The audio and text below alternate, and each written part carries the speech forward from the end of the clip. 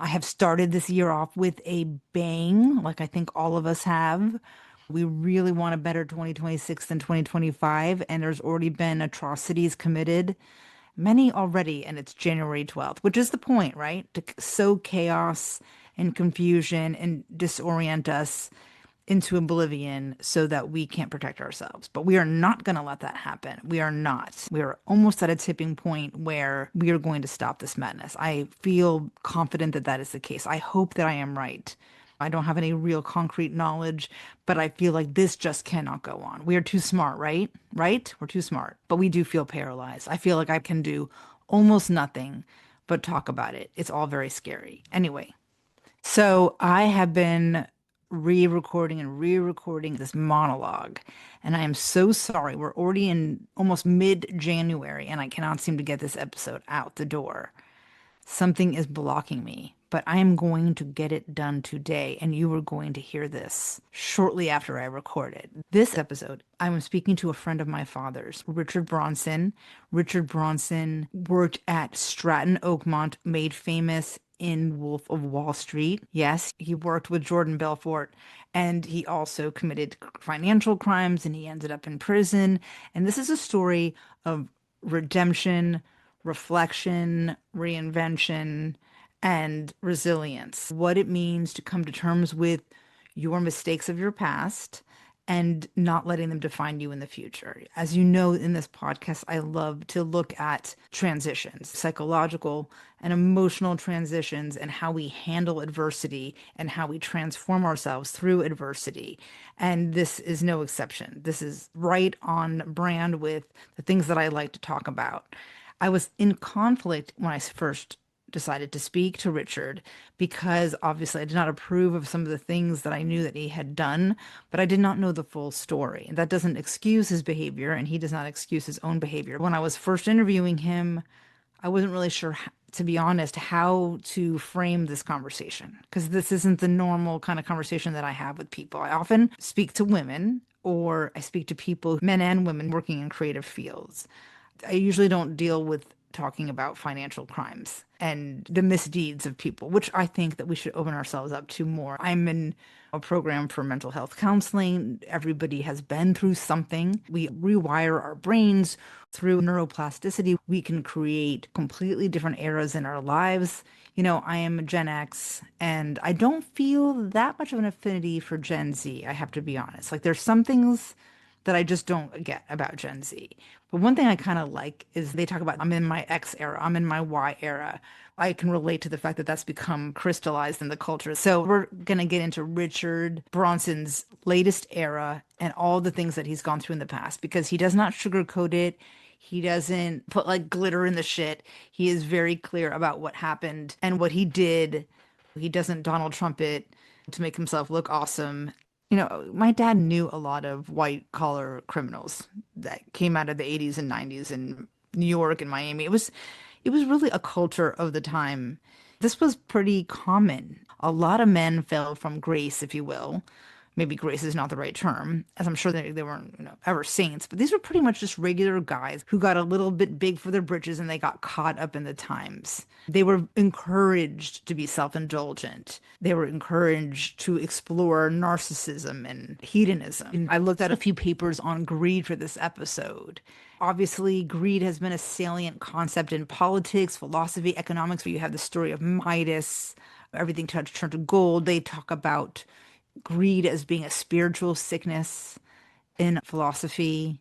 The foundational economists of capitalism, Adam Smith and Milton Friedman, rationalized greed as necessary or helped legitimize greed in society and economic systems, saying that self-interest can be towards the good of society if it doesn't run amok. But like, what is greed? It feels mythical. It sounds so one-dimensional to say that somebody is greedy. There's more going on underneath the surface of greed. But just to locate us in culture, there was the Black Monday crash of 1987, where the stock market was going gangbusters and then all of a sudden, out of nowhere, just collapsed.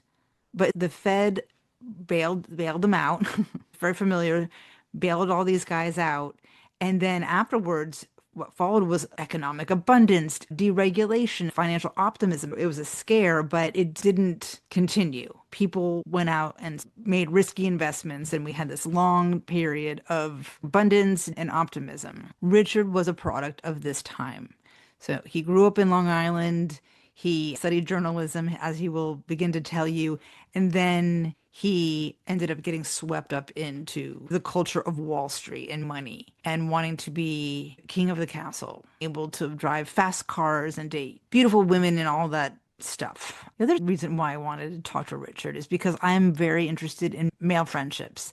And this was a very close friend of my father who they met later in life. My dad was very social and had a lot of friends. And some of those, they were very loyal to each other and they stuck with each other through thick and thin.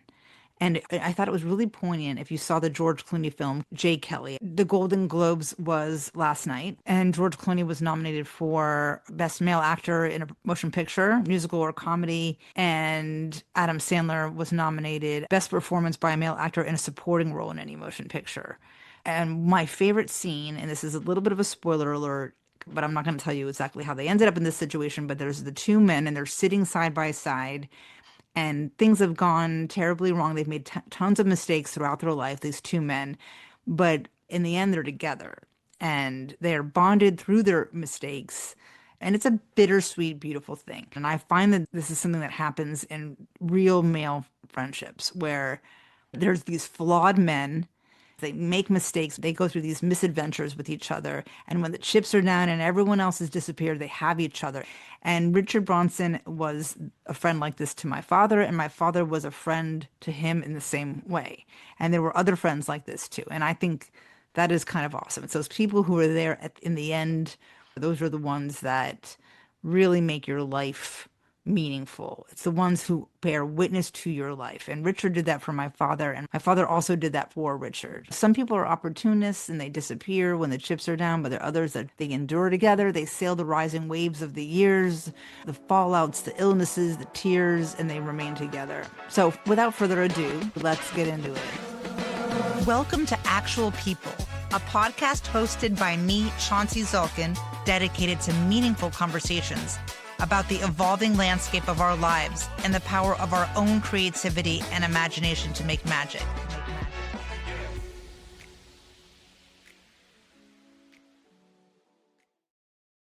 So I want you to describe your friendship with my dad. How did you first meet my father? I met your father, I guess it would have been in the early to mid 90s. I was introduced to him by a good mutual friend.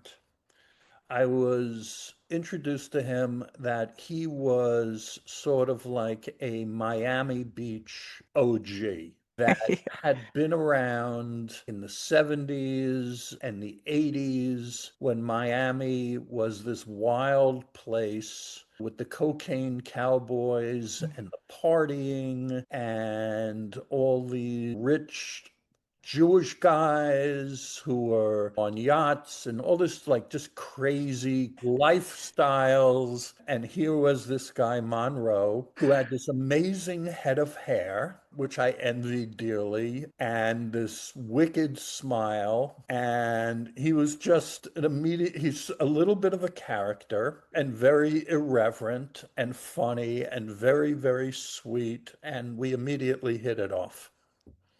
Would you meet out at night at dinner Yes, or something like yes, that? yes, yes. Your dad loved the nightlife. He loved going out at night. As far as I knew, he wasn't doing any drugs or anything, but he loved to have a few drinks. He liked it like a Stoley's Rocks snifter, and then it became Belvedere Rocks snifter. In a snifter, yes, you're Always right. in a snifter. I had forgotten about that. And now I'm thinking about other things that he used to order when we'd go out to dinner, like a caprese salad. And he knew a lot of people wherever we'd go. When I met him, I had an investment banking firm. I was starting to make a lot of money. I was becoming more of a public figure.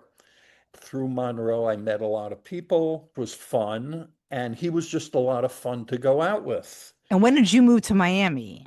Initially, I moved to Boca because I was buying an existing tiny brokerage firm. I had been working on Wall Street. I'd worked at a few big investment banking firms.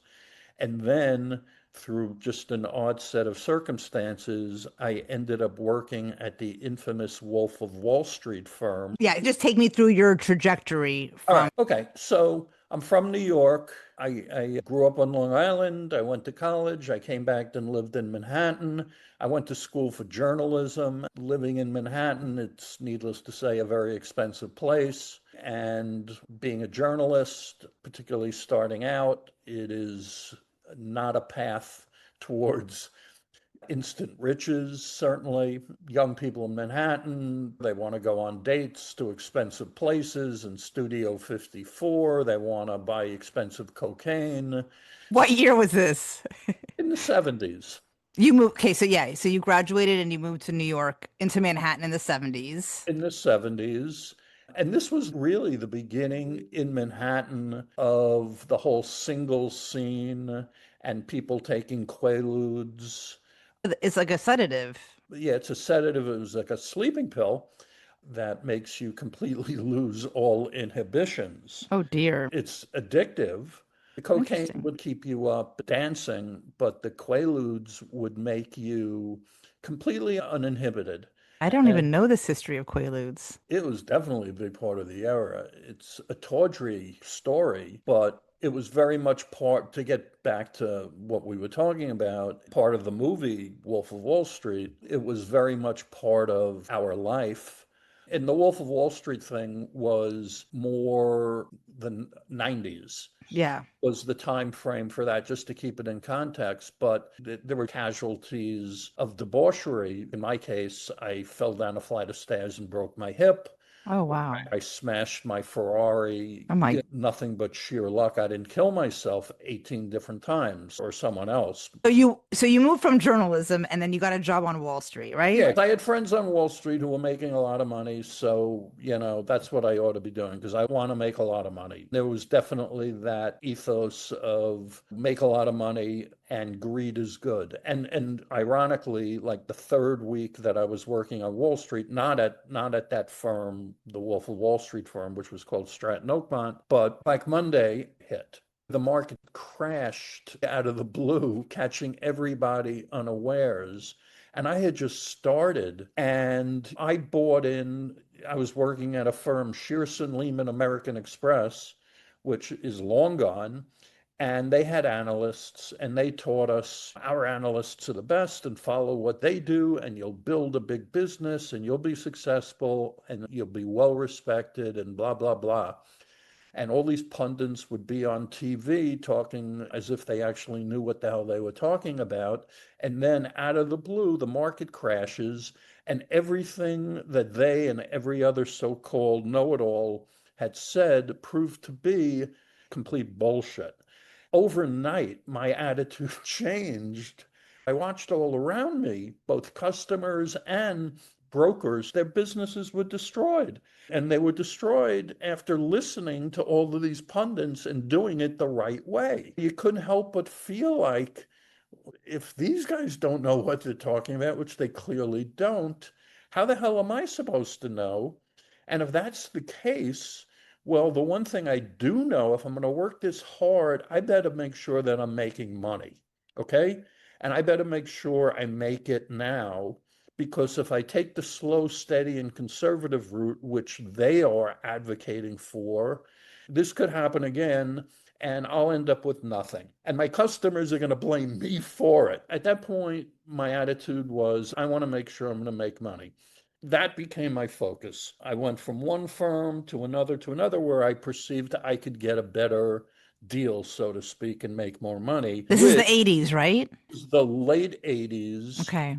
And then by about 1990, I said, fuck this. This work, I'm a creative guy. I was supposed to be writing, and here I am cold calling and doing this bullshit work. And I'm making good money, but it's completely soul gutting. And I'm completely cynical and jaded. And is this really what I want to do with my life? And I said, I got to get out of this. So I get out of it. And not 2 weeks later, a guy I used to work with at Bear Stearns, Bear Stearns, one of the too big to fail ones that got bailed out. along with Lehman Brothers, which I Right. also worked at, all of these so-called listen to what we have to say. And all the people who did ended up getting totally wiped out, all their stock options and everything else. I run into this guy who I used to work with, and he says, "What are you doing?" And I said, "Well, I left the business and I'm trying to figure out what my," he goes, "Listen, you got to come work where I'm working." And I go, "What are you talking about?" And he goes, "I'm working at this firm on Long Island called Stratton Oakmont," which I had never heard of. And it's amazing. People are making so much money. You would do incredibly well. You got to come check it out. Come with me tomorrow. And he tells me it's at some place in Long Island. And Long Island, I'm used to working in Manhattan, in some shitty little town. I'm imagining this is like a warehouse town where he's talking about Lake Success. And Canny I'm name. right. And I'm used to working at these firms where everyone is dressed up in their $3,000 suits and Ivy League education and whatever. And he's talking about some shitty little town on Long Island. And I'm just imagining what it's like. He pulls out of his wallet his monthly commission check, and it's over $100,000. And I'm looking at it and I go, "Does this check clear? Is it real?" And he goes, "Yes." And I'm thinking, all right, this guy, I mean, he was reasonably talented. He was a hard worker, but I mean, he wasn't a genius or anything. If he could make that, I figure I could do just as well, if not better. So I go, all right, I'll check it out. So I meet him there and I walk into this huge open space where there's row upon row of desks. They didn't have computers back then. So this is like 1990, I guess, 89. This is Oh, the heyday of this firm. yes. Made the movie about that time. The time of the movie, yes. And they have Quotrons, computers that all they do are give you stock prices. And there are young guys for the most part. There are some women, but it's almost entirely young guys, 25, 26 years old. They're all standing up. They're wearing ties and they're standing up and they're yelling into the phone to the people on the other end. They're just yelling at the people about buying stock. Periodically, someone would slam on the phone and go, 20,000 shares or 50,000 shares. I asked the guy I was with, who would later turn out to be my business partner, his name was Elliot. I'd say, "What did he just sell?" Because 50,000 shares back where I was from, we were selling New York Stock Exchange stocks and they were expensive. So to sell 50,000 shares, that was a big sale, like a multi-million dollar sale. And he would tell me of some obscure penny stock that was like $3 a share. Penny stocks weren't pennies. I mean, they were dollars, but they were very few dollars. So it's sort of a misnomer, but in any event, the guy just sold 20,000 shares of a $3 stock or a $150,000 sale. So that's a good sale. But what really makes it good was on the $150,000 sale, on that 15-minute call, he made $20,000, which is not a bad 15 minutes worth of work Absolutely not. for anybody. And again, this is not some Rhodes Scholar. This guy could barely complete a sentence, and just because he put a lot of force and energy and beat the hell out of this guy on the phone, he was able to do this. He was obviously working hard and he was well trained to do what he did. So I figured out what the whole game was all about. So Elliot goes, "Let's go meet Danny," who's the number two guy in the firm. It turns out that I had met Danny before. He went to college with my brother years ago. So I met with Danny. He was played by Jonah Hill in the movie. And Danny wasn't like this big fat schlumpy guy in reality at all, but that was how he was cast. And I met Danny, who was and is a very likable, funny, charming sort of guy. And then we went in to meet Jordan Belfort, who was played by Leonardo DiCaprio. Jordan gets up from his desk, and Jordan's not very tall. He was wearing cowboy boots with high heels. That was like my first Like impression. like lifts. Yeah, yeah, with his suit. And Jordan has this, he's from Queens, very strong accent. And Jordan wasn't impressed with me at all where I had worked or whatever. He couldn't give a shit because Jordan was at the top of his game and he had his business. And the business was taking public companies that were small companies. And as I grew to understand and become part of the whole scheme, they would own a lot of the stock as a private company, take them public, pump up the stock price, sell the stock, make a huge amount of profit on it, then the stock would drop. That's the pump and the dump and make the millions of dollars. And that, there was more going on than that. I don't want to get too in the weeds. My partner and I, Elliot, now have this brokerage firm. It becomes wildly successful. We're doing business with our friends from New York with Jordan and Stratton Oakmont. That's a big, Okay, so you are still working with them. yes. And that was by design. And we would go after rich people, whales, we called them, because they had money. And that's where we made money. Within a couple of years, we're doing about $100 million a year in business. And I have 400 employees. And I have all the trappings of success. I become chairman of the Miami City Ballet. I open a nightclub on South Beach that's a raging success. What club is it? What club was that? It's called Shadow Lounge. Okay. Yeah. Right. Okay. I've I been there. I had gone there. I was on the board of the Museum of Contemporary Art. I have a house in Golden Beach on the beach where your dad lived for a while, where Eric Clapton lived. I'm living very large, but all along I'm breaking the law, securities laws, and I'm aware of it.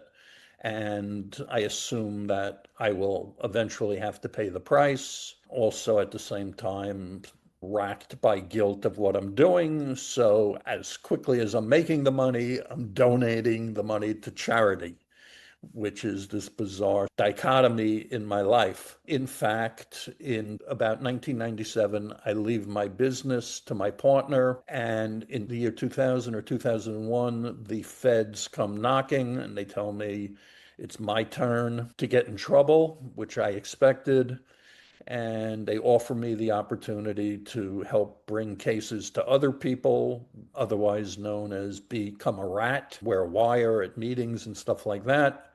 I tell them I'm not interested in doing that, but I will tell them about myself. I'm eager to unburden this finally in the hopes that that will assuage some of guilt. My partner and I, out of enlightened self-interest, we decided to pay everybody back. So we wrote multi-million-dollar checks to everybody who stepped forward and said that we had taken money from them. So nobody ended up suffering financially, but that certainly didn't make things right. I have a question. What can you explain in layman's terms the crime? Fraud Um, that we committed, yeah, we would take companies public. Before that, we took interests in the companies when they were private, which we didn't disclose. And we would take them public, and through our sales efforts, we used illegal sales methods, sales pressure, artifices of sales that you're not supposed to do. We would drive the stock prices up in concert with other firms like Stratton, which you're not supposed to do, so that all of a sudden the stock, which may have been worth 5 cents, was now all of a sudden $15. And then when it hit $15, we would sell our stock, reaping enormous profits. And then we would walk away from it, and the stock would drop like a rock to like 10 cents, leaving the owners of the stock, who were the unwitting public, left with virtually worthless stock, incurring huge losses. hmm. So we were ripping them off to the tune of tens of millions of dollars. So that was our crime, to really simplify it. But that's basically what pump and dump means. Okay. And that's what we did. And it's illegal and it's wrong and it's immoral and it's horrible. And that's what I did at a very high level. Were you scared when the feds came? Did No, you? I was relieved. Well, I mean, it's no way to live to know that it's gonna happen, and we knew it was gonna happen. Every time I'd pick up the phone, I'd hear a click. I mean, you just Mm. knew it. You knew they And, were listening. and I knew they were listening, and I also knew what was happening to our friends in New York at Stratton Oakmont. They were already in trouble, so it was just a question of time before they'd be coming for us. Mm. The waiting is the hardest part, as Tom Petty would say. So when it actually happens, it's a relief. What was driving you? Well, I mean, what is the nature of greed? It's a human foible. Mm. It's one of the seven deadly sins. It's biblical. It brings with it a whole slate of good things. It got me laid. It got me fast, shiny cars. It got me public acclaim. People thought I was funny and charming. It got me seats on fancy boards of philanthropic organizations. It got my picture taken. People listened to me. It got me power. It got all kinds of things, creature comforts, but it also got me a one-way ticket to hell. It got me sleepless nights. It got me physically, it hurts you. I've been going down the rabbit hole of private equity and what they're doing to dismantle all these companies. Yes, yes. There is so much that is wrong and immoral and illegal. If you're on the inside, when you get together with your friends on the inside, you know you belong to this club. On Wall Street, it just exists at such a much higher level. The pressure you're under, it doesn't come without a price. Do you think Donald Trump is a happy guy? I don't think there's any evidence he has a molecule of happiness in him. I know a lot of rich people. I don't think any of them are what I'd call happy people. Money doesn't bring happiness, and ill-gotten gains certainly don't.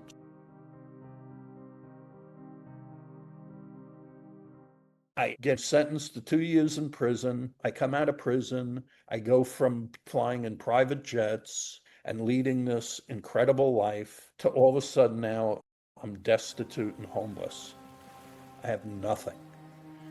Nothing. I'm walking around shaking my head, wondering what the fuck happened to my life. I can't get a job. I bounce around for a few years trying to figure out who I am and what to do. I can't figure it out. And I'm looking around and I can't help but notice that the powers that be that are supposed to help people, not just people like me, who had a good education and had success in business, but everybody else who never went to college. In other words, most of the people I was in prison with, young men of color for the most part, what chance would they have? And the answer is none. The unemployment rate among this population is like 30% compared to 4% for the rest of the country. And the recidivism rate is 75%. Three out of four people who come out of prison end up back in prison. It's pretty bad. So I start looking at it as a businessman and I say, you know something? The way these government agencies are handling this problem and all these nonprofits, they don't know what the fuck they're doing, but they're doing the same thing over and over and it's not working. There's got to be a better approach. And the businessman in me is saying, I bet if I can figure that out, I come up with an idea that's tech based. And then out of the blue, Sam Altman contacts me. Why? Sam Altman at the time is the president of Y Combinator. Another VC who I had spoken to in New York had told him about this old guy with a criminal record who had this idea about taking on recidivism and said, you ought to meet this guy. He said, Richard, I've heard about you and your idea for a company. We want to invest and we want you to go through Y Combinator. I move out to San Francisco. I raise venture capital funds, including through Peter Thiel's venture capital firm. I go through Y Combinator, I raise money, we help thousands of people with employment, and unfortunately, COVID comes along, companies stop hiring. I'm working on a new company now. We can really do it at an unprecedented scale thanks to AI. AI takes over the entire process. It creates resumes, it searches for jobs, it applies for them, it arranges for travel to the interview, It follows up. It continues doing this until they get the job. That's what I'm working on right now. 50% of the families in our country have a family member that has a record. When you were in prison, did you change? I got a lot positive out of the experience. I don't recommend anybody seek that out, certainly, but I got a heavy dose of humility by going there. Scrubbing 100 toilets every day for a bunch of men tends to do that, and that was Wow. my job initially. One of the things that comes with making a lot of money and having power and all that other kind of shit is you can become an asshole very easily. And I became that. In looking back on it and looking back on how I treated some people, I'm not proud of it at all. And going to prison where everybody is the same and where I lost everything, I had nothing other than just who I was. I had to really be honest about who I am and who I wanted to be and not have my ego just run amok. And that was a good thing. I met a lot of people, the guys I met in prison, I learned a lot. These were guys who grew up in dramatically different worlds than I did. And yet I learned that they were the same. They had the same fears, the same desires. They were just as smart or just as stupid as anybody else I knew. They were funny. They were loving. They were loyal. They were more loyal. They were good guys for the most part. They were respectful. If you treated them with respect, they would be your best friends for life. And they were accepting. Some of the purportedly toughest, nastiest guys in the world were some of the sweetest guys I could have imagined. What kind of crimes did they commit? Well, my prison sentence was at a very low security place. The guys there were not rapists and murderers, thank God. They weren't hard criminals like that. Some of them had served long sentences and were at the end. But I also spent some time at Rikers Island in New York, which is the worst place in the world. And those people were. Jesus. How was your mental health through all that? It was really scary because there were so many people there who had serious psych issues. That's where courts put people who are just out on the street, who are just violently nuts, and they have nowhere else to put them. These are the people who just, you walk by them on the street and for no reason, they'll just shove a knife in you. Hmm. So, you're walking down, going to the mess hall, and you have to look straight ahead. You can't smile, you can't look. Any of that could be interpreted as something Mhm. in someone's mind, and then all hell breaks loose for no reason at all. So it's a very unrelaxing environment. Did you And have then a privileged childhood? Did you grow up upper middle class? And I grew up middle class, but I think in my high school there were two people or three people of color. Everybody was white. So where in Long Island did you grow up? Syosset, on the North Shore. It was a nice area. Where do you live now? I live in Miami in Wynwood, Oh, which is yeah. by the Design District. No, I know. I've been there. I don't go to Miami very much. So And I have a question for you. What do you think about the tech billionaires? incredibly smart, but odd and wacky.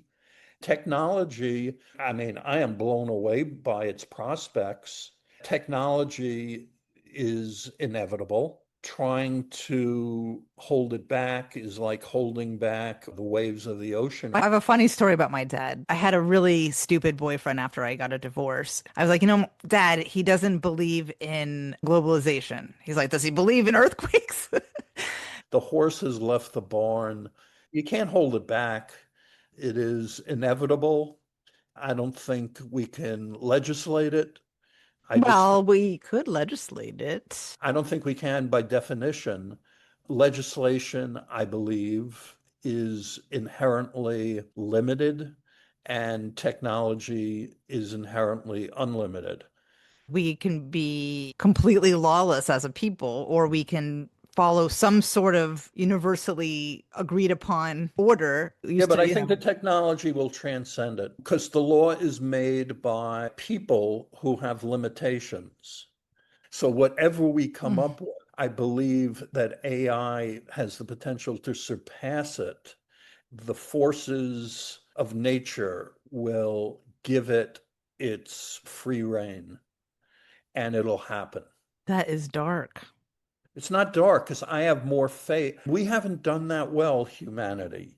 People talk about social media as being the bane of human existence. And I agree. Going to a fine French restaurant and watching a bunch of bros not tasting the food, but rather looking at their Instagram is really a social tragedy. But man's inhumanity to man existed way before Instagram. We weren't so good 200 years ago. When man emerged from the primordial sludge, there were bad things going on. Social media and technology, it didn't invent bad human behavior. You think maybe AI might even make it better? Maybe it will. Very Maybe it highly will. intelligent being, it might not want to destroy itself. Maybe AI is God. Maybe AI will bring us to God. Maybe that's what happens. We've been going to church or temple or meditating for so long, and maybe a small number of people have attained that sort of Enlightenment, consciousness, yeah. enlightenment, and whatever. Maybe AI will be able to achieve that for us at scale, maybe. Wouldn't that be an amazing achievement? Maybe that's where this game plays out too. Maybe artificial intelligence is really intelligent and that's how it goes. Isn't that a possibility? Yeah, the intelligent thing would be to help us sustain life. We look at things in 80-year or 100-year blocks when in fact, what does that really represent in the grand scheme of eternity? Maybe AI exists so that in 1,000 years we all become some sort of god. So I don't know. I don't think any of us, I definitely don't know, but I just know that you can't stop technology. You can't stop the waves, you can't stop technology. That's what I believe. I agree with So that. stop complaining, stop explaining, just get on with it. You've been listening to Actual People. This show is written, directed, and executive produced by me, your host, Chauncey Zalkin. Show sound designed by Eric Aaron. Click on the link below to subscribe so you don't miss a single episode. And don't forget to leave a review. I'll be sharing my favorites. You can find our socials and all links to deeper dives into these topics at chaunceyzalkin.com and on my Substack at chaunceyzalkin.substack.com. Actual People is available wherever you get your podcasts.